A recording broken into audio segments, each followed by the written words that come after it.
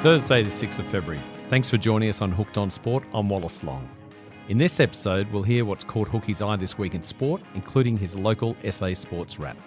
We'll also be catching up with James Harris from Softball SA to hear about their exciting win in the Women's Open National Championship.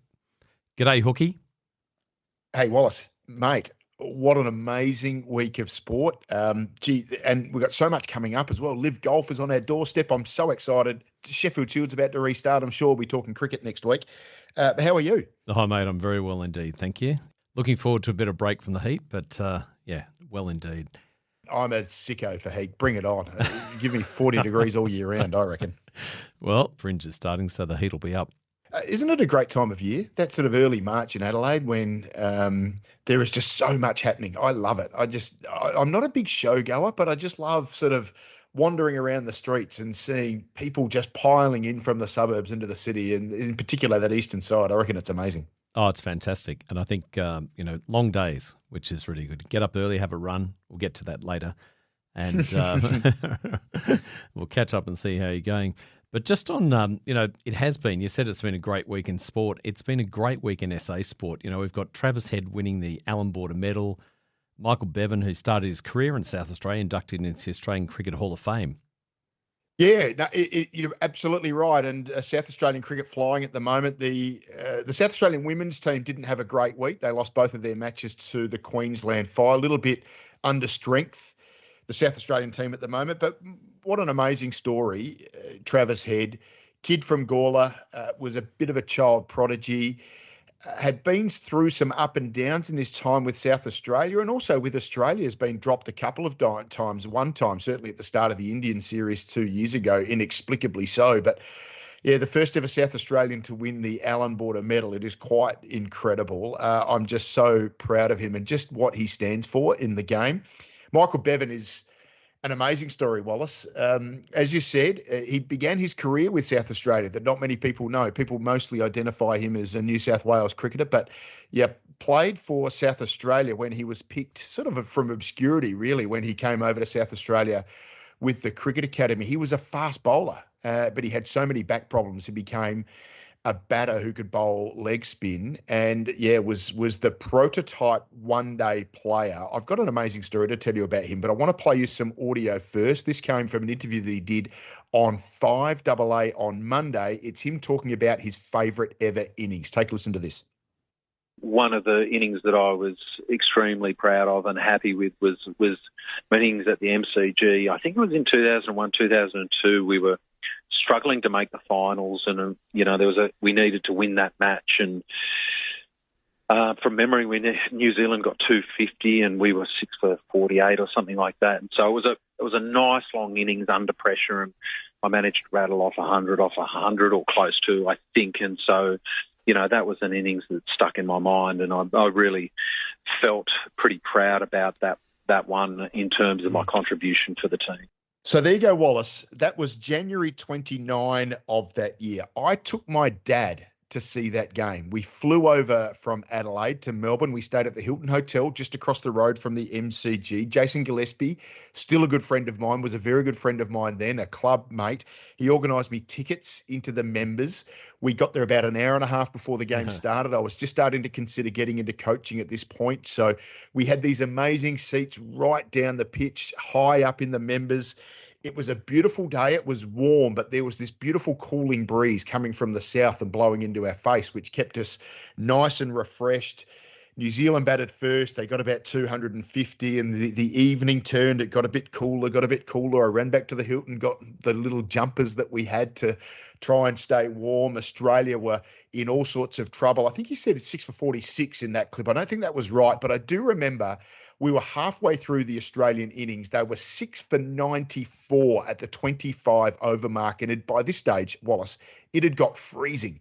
We were sitting with a friend of my father's, Bob Borman, who said, boys, I don't know about you, but I'm pretty cold.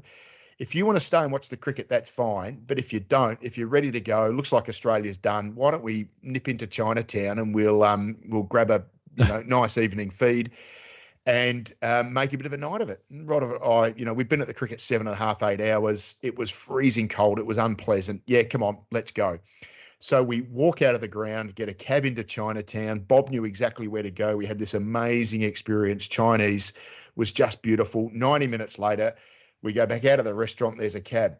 Just take us back to the Hilton Hotel in front of the MCG there, please, driver. He says, that's no good. He said, we'll never get in there. The cricket's just finished. And I said, what's happened? Did Australia bat out the overs? He said, no, they've won.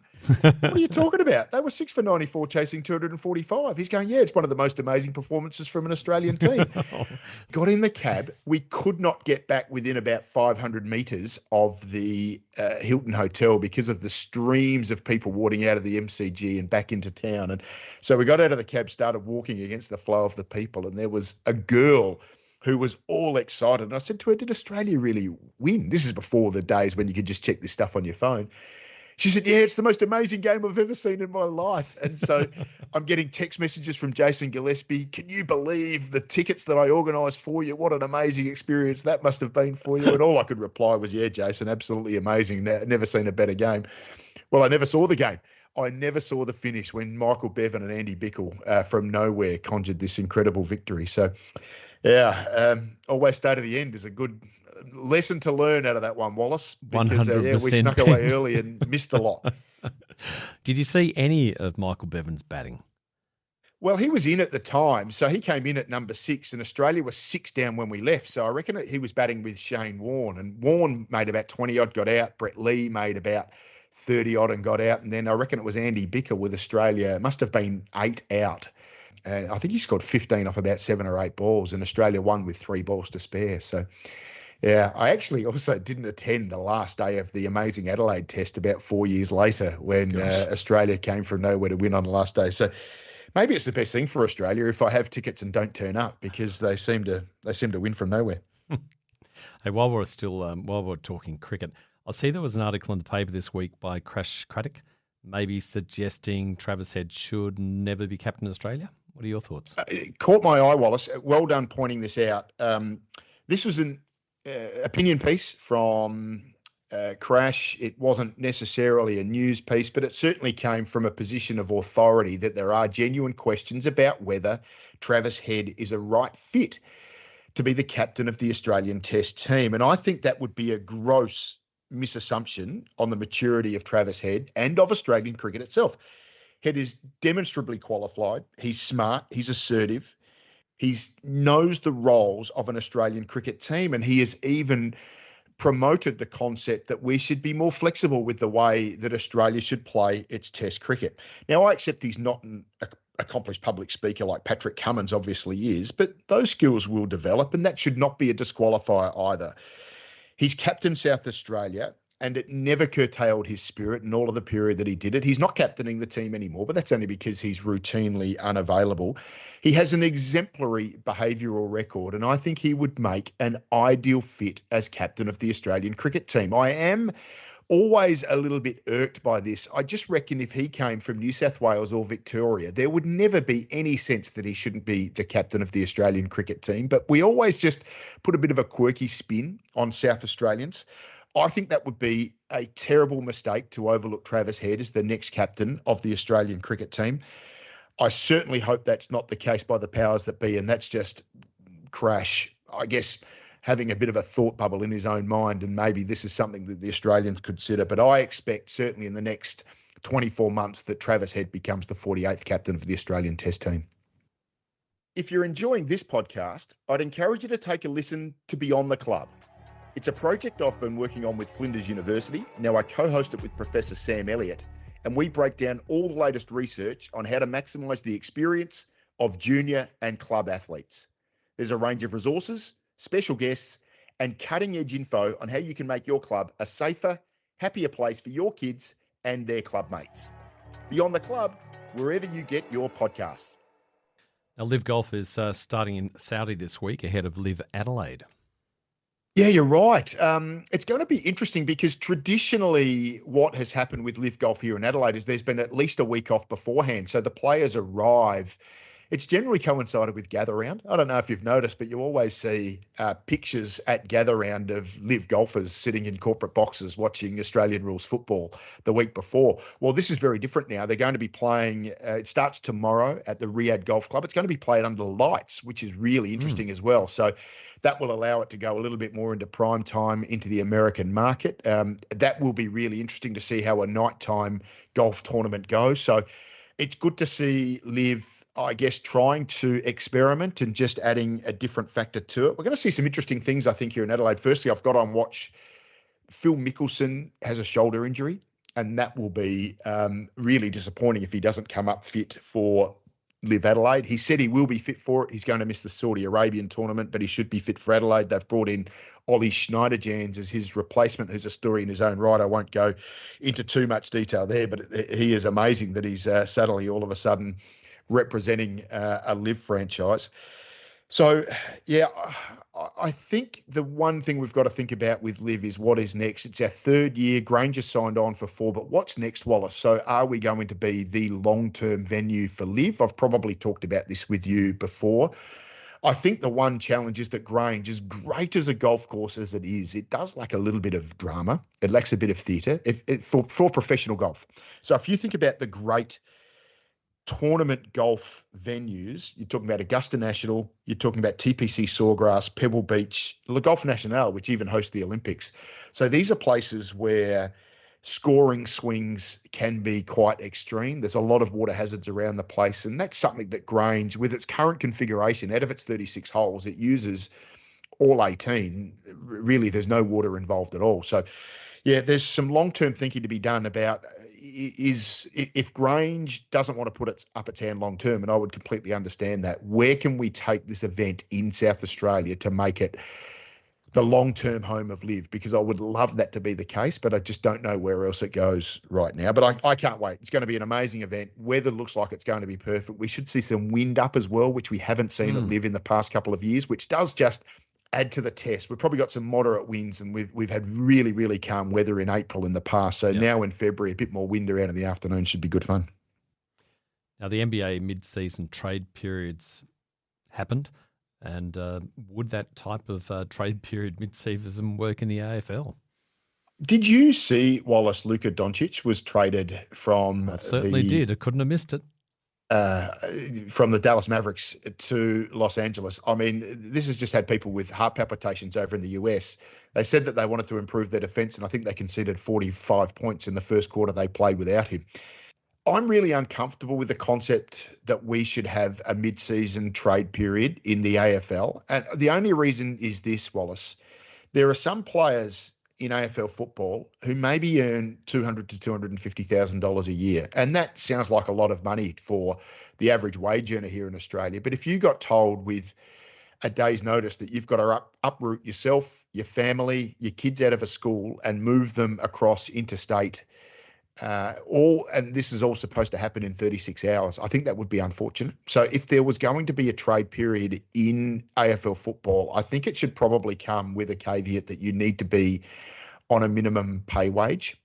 I would be quite comfortable seeing that on that basis, that it's someone who's eminently well remunerated to be able to be moving state at a short period of time, because it would certainly create a lot of interest and it would create some incredibly wild trading. So if you imagine, Wallace, and you're a Sydney Swan supporter, that Sydney's third at the halfway point of the year, but they desperately need to get in a ruckman if they're going to be competitive in a final series.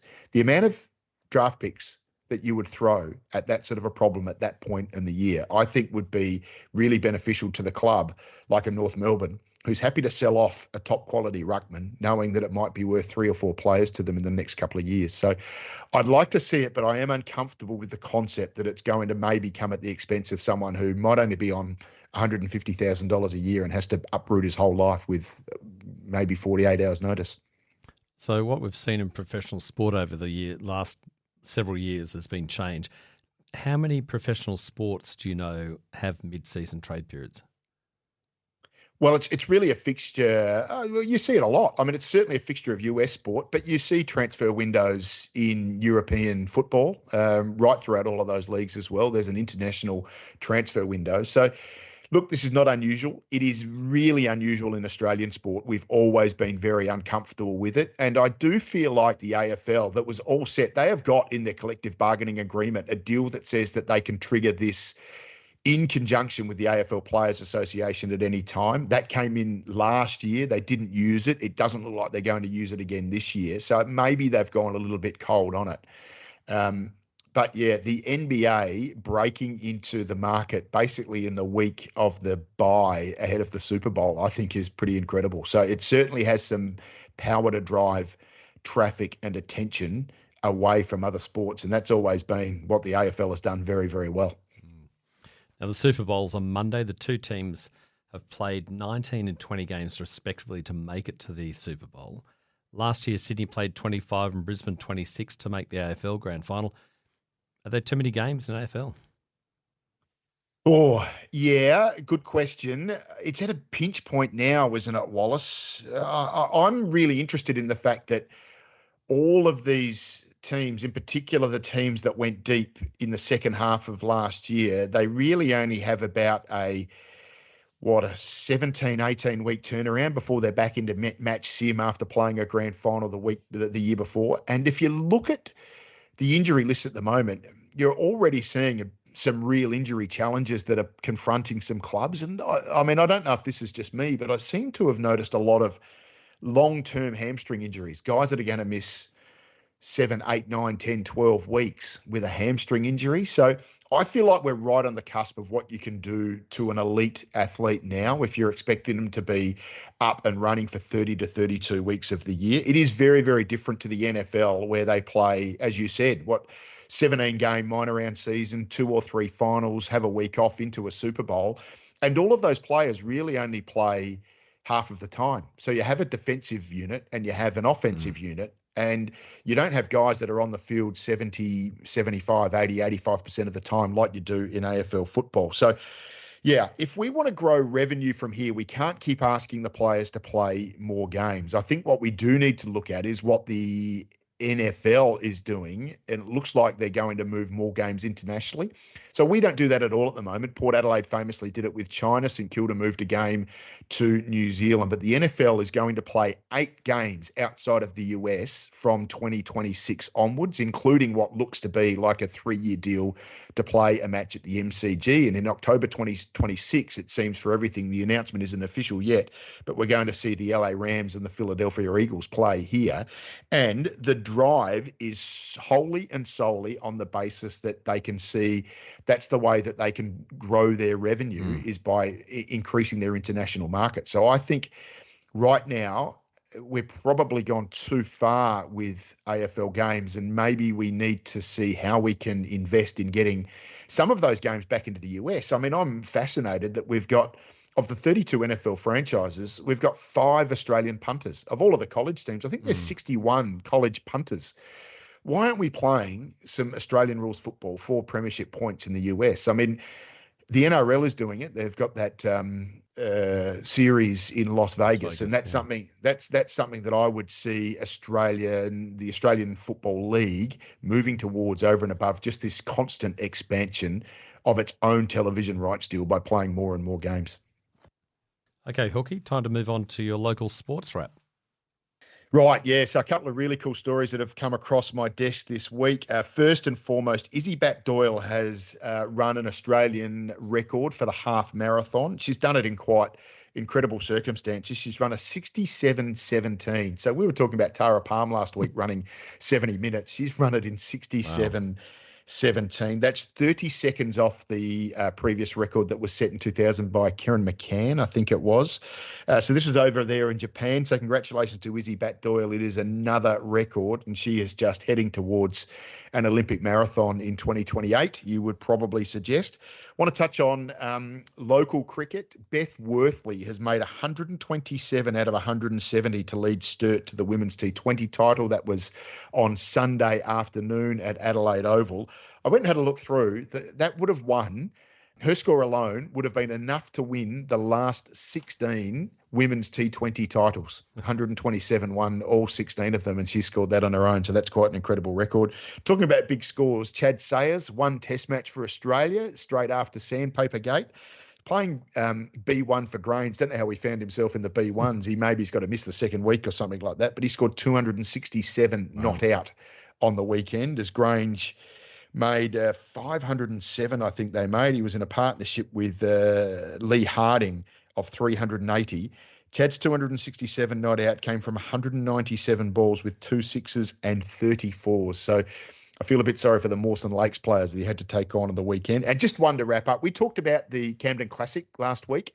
Yep. I think I might have mentioned Hayden Roth, who'd been to the final 7 times and never won it. I think he'd been a runner-up 3 times. He's coached by Frank McHugh, who has won it in the past.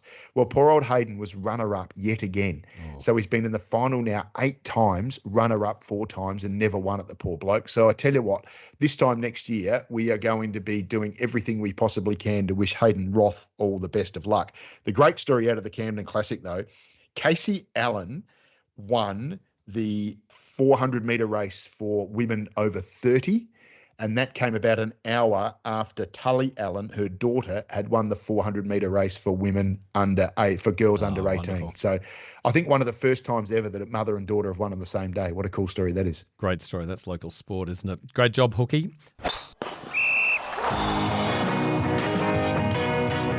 Now, just want to check in, see how the marathon training's going. Yeah, well, Wallace, it's been really hot this week. I did a couple of very short sort of 5K runs on Saturday and Monday when it was really, really hot. I did 10Ks yesterday and I struggled. I'm having a day off today, but I've got my long run tomorrow, which will be 20Ks. So I'm averaging around about 40 to 45 a week. And I feel like even though the pace is down, that the kilometres in my legs are continually building slowly but surely. I've got a lot of confidence in myself. So tomorrow, I'm very, very confident that I'll be able to get through 20Ks. It'll be slow, but I've got the confidence in my body that I can get there. So I'm feeling really good at the moment, 6 months out from the big event. Oh, that's brilliant. Great to hear. Okay, mate, all the best. You have a great week. See you soon, Wallace. Okay, cheers.